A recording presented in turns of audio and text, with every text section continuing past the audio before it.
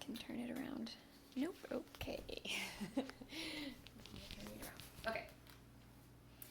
I performed for the first time on stage when I was 16 years old.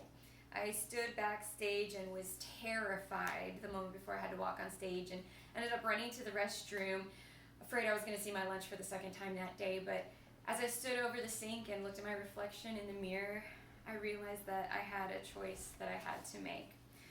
Was the dream of touching people's lives through my music worth the risk of facing my fears and overcoming them in that moment? Today I hope to inspire and persuade you to take a look at your own dreams and ask yourself that same question. Is the dreams that are on your heart worth the risk of confronting the fears that you face to achieving those dreams? I'm a dreamer, and my dreams are big and never easy.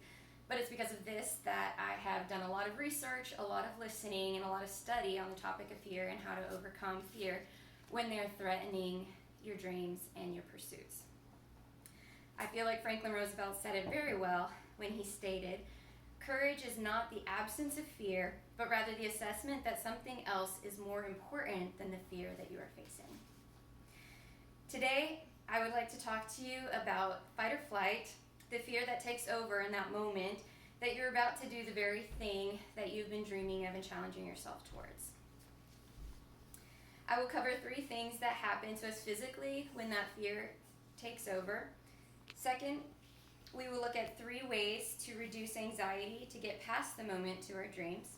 And lastly, I will conclude with a story of how important and how impactful our dreams can be when we make that choice to face our fears and overcome. What is fight or flight?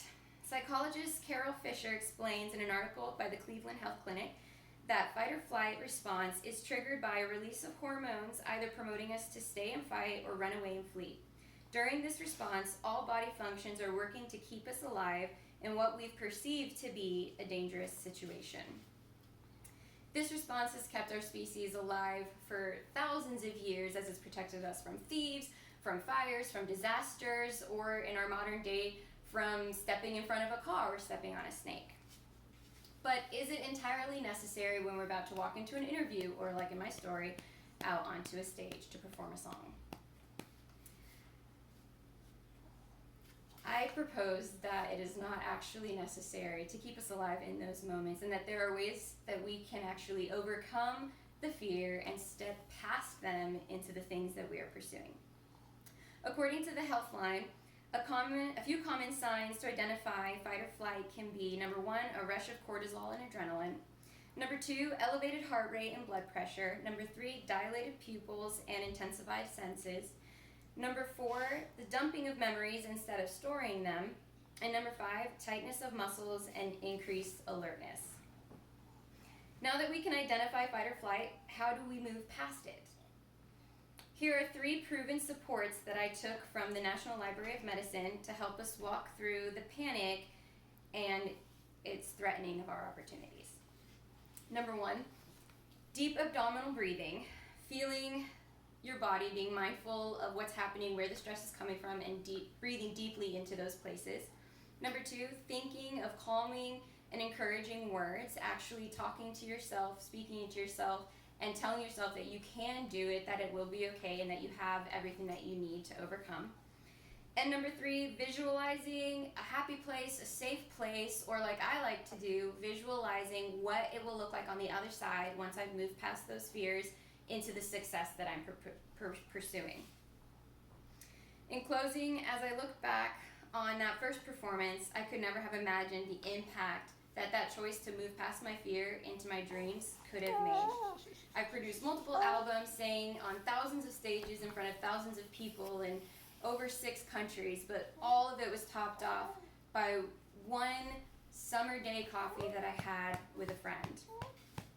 We were sitting down to have coffee when she decided to open up to me and told me that she had been struggling with suicidal thoughts for months, and that one day she had decided to follow through with those thoughts.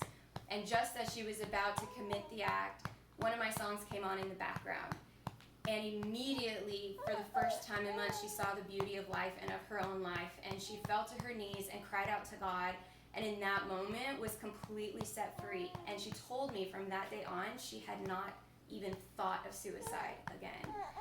I had no idea the impact that that one choice as a 16-year-old on that stage could have made. She was one of 4 people who have told me a similar story of not committing suicide because one of my songs came on. Today, I would like to call us all to action, to take a moment to write down 3 dreams that you have, but that you haven't pursued because of the fear and anxiety leading up to it. I challenge you to write the fears down, to write down why the fear is ridiculous, and then to write down one step that you can take, one action that you can do to move towards that dream. Today I want to ask you to take these tools to look past our fears and to take a hold of our hopes and dreams, because you never know whose life you might inspire or even save by choosing to move past the fear and living your own life to the fullest. Thank you. Turn your